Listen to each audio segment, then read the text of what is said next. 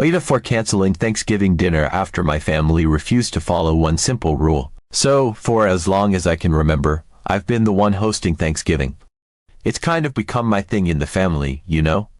Every year, I look forward to planning the menu, getting my kitchen prepped, and setting up my home for all my family and loved ones. I genuinely enjoy it, and it's one of those traditions that feels like a cozy blanket for me, just knowing I'll get to cook and bring everyone together for a day filled with good food, laughter, and warmth. But this year, things are different. My youngest child has been struggling with a medical condition that we only recently found out about, and honestly, it's been a whirlwind of emotions and adjustments. Every parent fears for their child's health, but when you're suddenly faced with news that flips everything on its head, it's a whole new level of worrying and uncertainty. This condition weakens their immune system, and as much as I want them to live as normally as possible, I can't deny that I'm constantly on edge, trying to shield them from even the smallest risks. What might seem like just a cold or a bug to others has the potential to become something much more serious and even dangerous for my child. Even a few sniffles or a cough could mean days in the hospital or complications we don't even want to think about. It's scary, to be honest, facing a reality where something so ordinary could have such high stakes.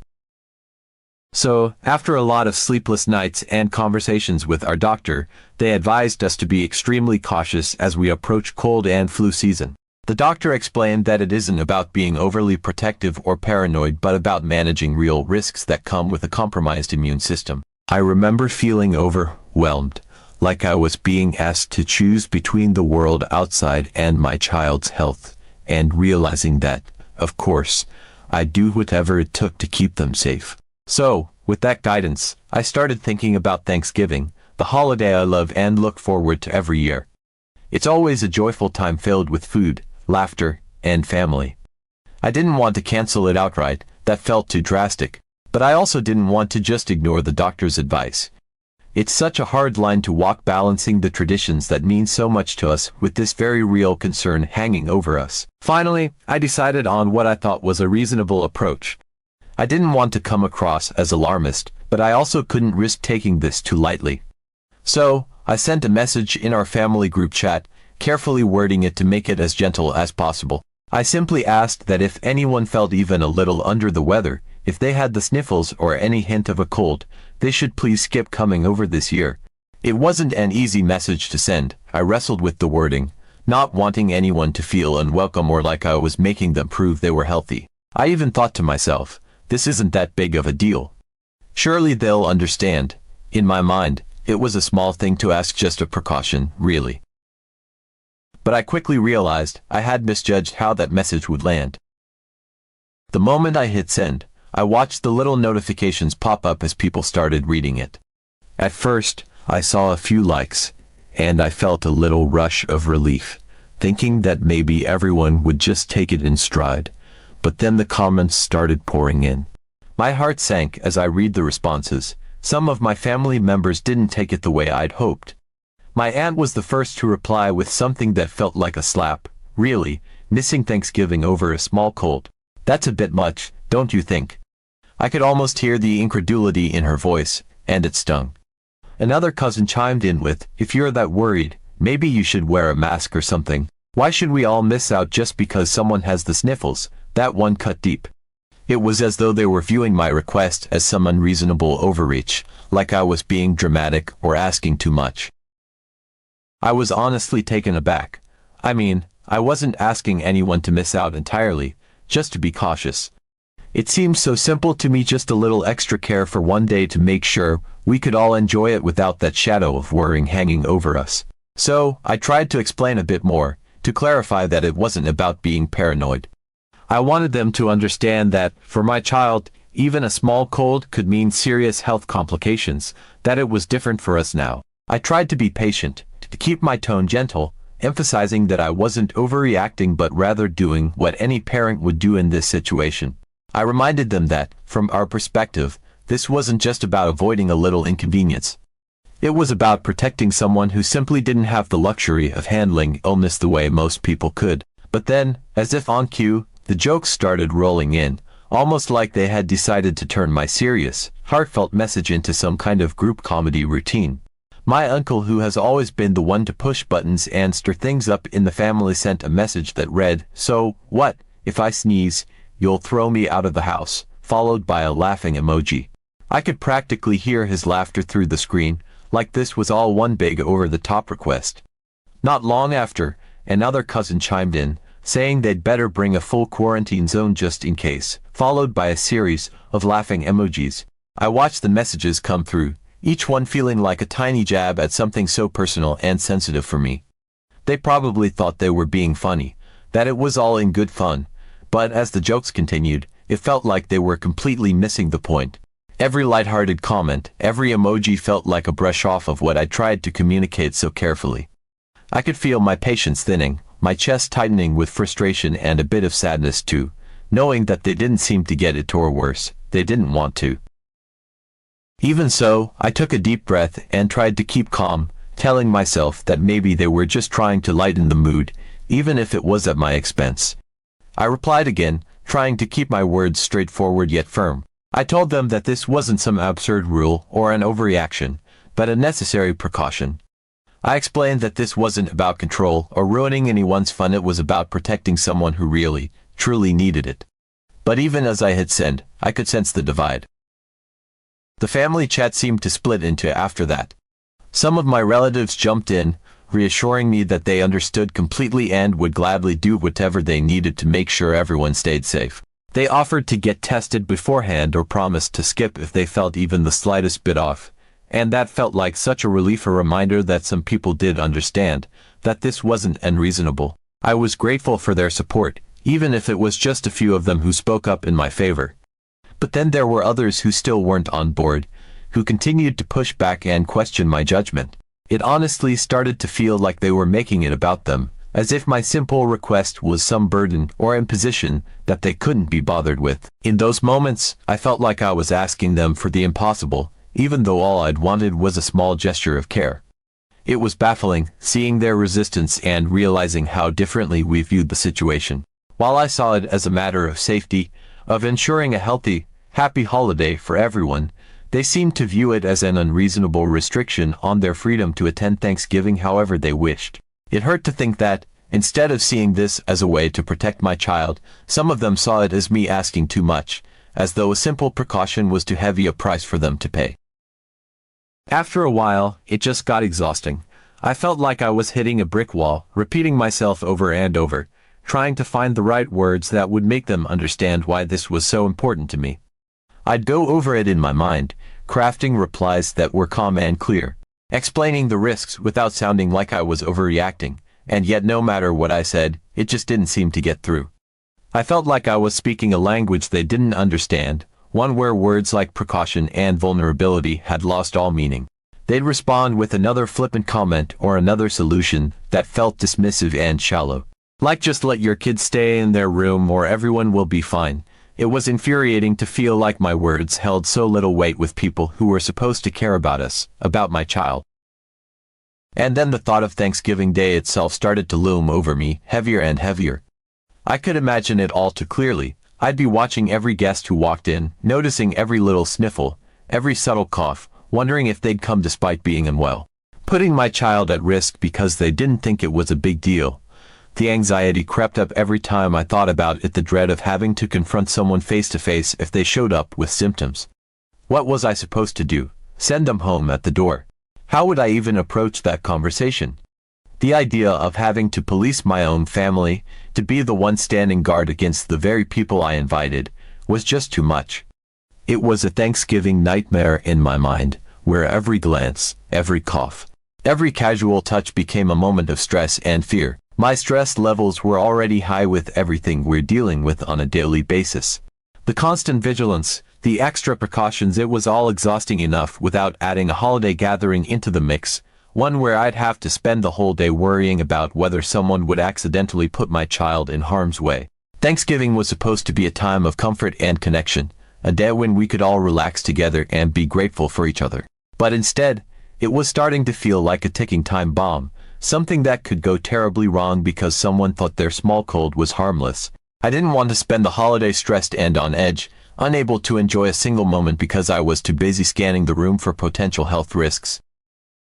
So, after a lot of back and forth in the chat, I made a decision. I took a deep breath, and I typed out a message that I knew might upset some people, but felt like the only choice that brought me a sense of peace. I told them that I decided to cancel Thanksgiving dinner at my house this year. I tried to phrase it as kindly as I could, saying that I didn't want anyone to feel uncomfortable, or as though they had to jump through hoops just to join us. I didn't want to be the one making Thanksgiving feel tense or restricted.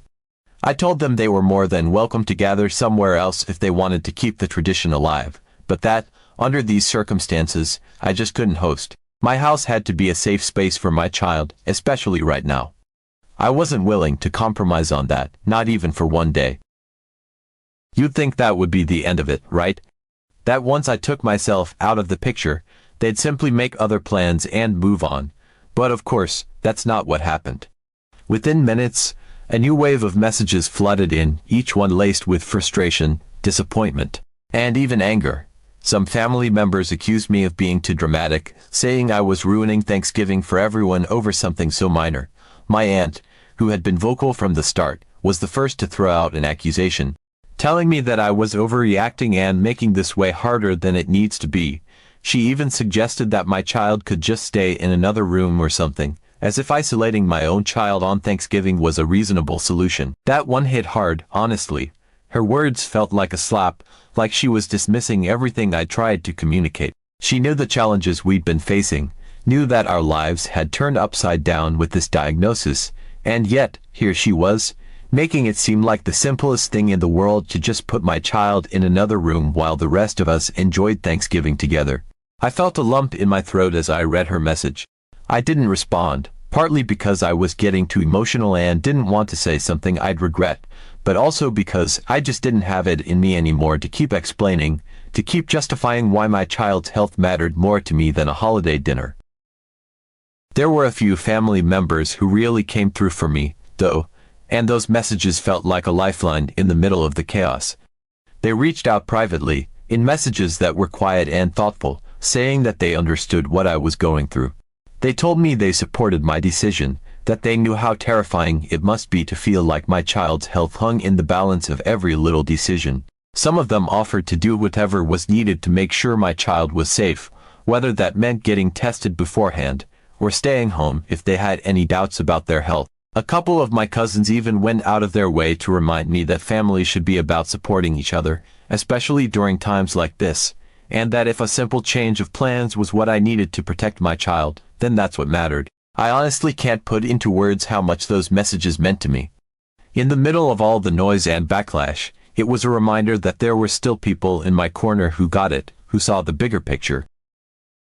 But no matter how grateful I was for that support, the negative comments started to weigh on me more than I wanted to admit. It's strange how one harsh comment can drown out 10 kind ones, but that's exactly how it felt. For every family member who reassured me, there were others who seemed intent on picking apart my decision, questioning my motives, and making me feel like I was overreacting. I couldn't help but replay those comments over and over in my head, the doubts seeping in little by little. I started wondering if I really was going too far, if maybe I'd overstepped by canceling altogether. Was I being too rigid, too protective? Should I have just trusted that everyone would be cautious?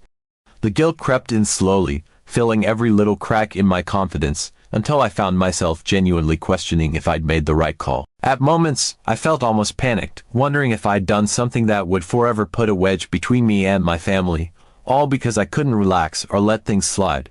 What if I had damaged these relationships over something that, to others, might look small or trivial? What if, in my desire to protect my child, I'd pushed everyone else away? It was such a confusing, emotional place to be in, feeling so certain in one moment, only to be plagued by guilt and doubt in the next. I kept replaying different scenarios in my mind, imagining how it might have played out if I'd just kept quiet and let things unfold. Maybe they were right, I thought. Maybe I was blowing things out of proportion. Maybe I should have just hoped for the best and trusted that everything would be fine. But every time I started to sink into that spiral, I had to pull myself back and remember the real reason I made this decision in the first place. This isn't about making a power play or trying to control anyone. It's not about imposing some kind of rule on everyone or setting a standard that's impossible to meet. At the heart of it, This is about my child's health, about doing what I believe is necessary to keep them safe. I didn't make this choice lightly. I made it out of love, out of a fierce need to protect the person who relies on me to keep them safe. And if that means some people see me as unreasonable or overbearing, then maybe that's a price I'm willing to pay. Because, in the end, I have to live with the consequences of my decisions, and I know that if anything happened to my child because I didn't set boundaries, I'd never forgive myself. So here I am, the family villain who ruined Thanksgiving over a small cold, the one who drew a line in the sand and, in their eyes, made a mountain out of a molehill. And as much as it stings to feel like I'm on the outside looking in, like I'm the one who disrupted everything, I keep reminding myself that, at the end of the day, I did what I believed was right. I'd rather deal with a few hurt feelings, even a bit of resentment, than risk my child's health.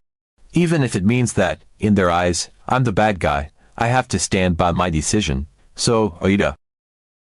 Update. Thanksgiving Day came, and I tried my best to focus on other things. Even though it felt odd not to be bustling around the kitchen like I usually would, the house was quiet, almost eerily so. Normally, the aromas of turkey, stuffing, and pies would be wafting through the rooms, and I'd be running around, checking the oven, setting the table, making sure everything was just right. But this year, with no one coming over, I tried to keep it simple, maybe even have a little peaceful day with just my immediate family. I figured we'd have a small, quiet meal together, something low-key for once, and hopefully, I could let go of the stress that had been building up since I canceled the main event. But then, out of nowhere, I heard the unmistakable sounds of car doors closing. My heart sank as I looked out the window and saw several cars pulling up to the house. One after another, familiar faces stepped out: my aunts, uncles, cousins. Even my uncle who had joked about sneezing his way out of the house. They were all carrying containers, covered dishes, and bags, some balancing casseroles and trays of food as they walked up to the front door. I felt a strange mix of shock and disbelief. I'd been so clear in the group chat, explaining why I couldn't host Thanksgiving this year, why it was important for us to be cautious. I'd even canceled the dinner, as far as I was concerned. So, seeing them all here, dressed in their Thanksgiving best and carrying food as if everything was normal, was surreal. I didn't know whether to feel angry, confused, or maybe just overwhelmed. They barely paused when I opened the door. With cheerful smiles and greetings, they filed in one by one, as if they hadn't even noticed my stunned expression. It was like they were on a mission, carrying on as if they'd been invited, as if I hadn't sent that message at all. Each of them headed straight to the dining room, placing their dishes down on the table, arranging things like it was any other Thanksgiving. They moved around with a sense of purpose, unwrapping bowls, setting out utensils, filling the space with a bustle of activity and chatter. For a second, I just stood there, trying to process what was happening. I'd told them, hadn't I? I'd made it clear. But here they were, in my house, ignoring every bit of caution I'd pleaded for. I could hear them laughing, catching up with each other, talking about the dishes they'd brought. Someone had even brought a turkey and had gone ahead and put it on the table without asking. There was pumpkin pie, mashed potatoes, green bean casserole, everything that would have been on the menu if I'd hosted, only now, they brought it all themselves, completely ignoring my request to keep Thanksgiving low-key this year. I couldn't believe it. It was like they'd collectively decided that my home was still the designated spot for Thanksgiving, whether I agreed to it or not. Finally, one of my aunts noticed me standing in the doorway, looking completely dumbfounded. She came over, casually explaining that they hadn't wanted to let a little misunderstanding ruin the holiday. As she put it, they decided that if I wanted to sit out on Thanksgiving, that was my choice, but that didn't mean they had to. They were there to celebrate Thanksgiving for themselves, and they weren't going to let anyone cancel it for them. The message seemed clear. They saw my decision as a personal choice that I'd made for myself, but as far as they were concerned, Thanksgiving was still on, and if I didn't want to join, that was on me. It was a strange and unsettling feeling, standing there in my own home, realizing that my family had taken it upon themselves to carry on with Thanksgiving here whether I liked it or not. I tried to explain, tried to get across why I had canceled in the first place, but they brushed it off with quick reassurances that everything would be fine, that I was overthinking it. They acted like this was just another Thanksgiving, as if I hadn't said a word about my child's health or our need to be careful. I felt a surge of frustration rise up inside me, a mix of anger and helplessness as I watched them continue to set up, arranging the food on the table, pouring drinks, laying out plates and silverware. I could see that I had a choice. I could keep trying to fight them on this, which didn't seem to be going anywhere, or I could just let it go, at least for now. The atmosphere was so strange, cheerful and light for everyone else, tense and confusing for me. They'd made it clear that they weren't leaving, and any protest on my part was either dismissed or ignored. They were in the middle of their celebration, already halfway to Thanksgiving dinner with everything set up, and I was left with the uncomfortable realization that, short of throwing them out, there wasn't much I could do. I felt defeated, like I'd been backed into a corner, my own decisions completely disregarded in favor of their idea of family tradition. So, I reluctantly agreed to join them. I sat down at the table, surrounded by the food they brought, trying to let myself get into the spirit even as a mix of emotions churned in the back of my mind. The irony wasn't lost on me. Here I was, at a Thanksgiving dinner I'd tried to cancel, sharing a meal with people who'd gone out of their way to ignore my wishes. It was a strange, surreal experience. I went through the motions, filling my plate, passing dishes around, but there was a lingering sense of unease that I couldn't shake. I watched my relatives laugh, talk, and carry on, oblivious to the tension simmering under the surface, and I wondered if they truly believed this was normal, if they actually thought they were doing the right thing. As dinner went on, I tried my best to be present, to join in the conversations, to smile at the stories being shared. But it felt like I was sitting at a table that didn't belong to me, in a home that had been momentarily taken over. Thanksgiving was happening around me, and I was just a reluctant participant, pulled along by their determination to celebrate no matter what.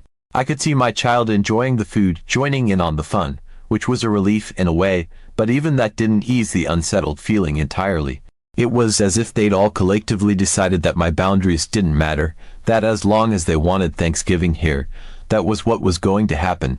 I couldn't shake the sense of being dismissed, of having my concerns minimized and pushed aside for the sake of everyone else's holiday. By the end of the evening, I was exhausted, emotionally and physically drained from the strange, uncomfortable experience of hosting a holiday I'd tried so hard to cancel. My family eventually packed up and left, taking their dishes and leftovers with them, as if they'd been at any other Thanksgiving gathering. They gave hugs, said their goodbyes, and went. It was over, just like that, and I was left to process what had just happened, unsure whether to feel grateful, angry, or maybe even a bit betrayed.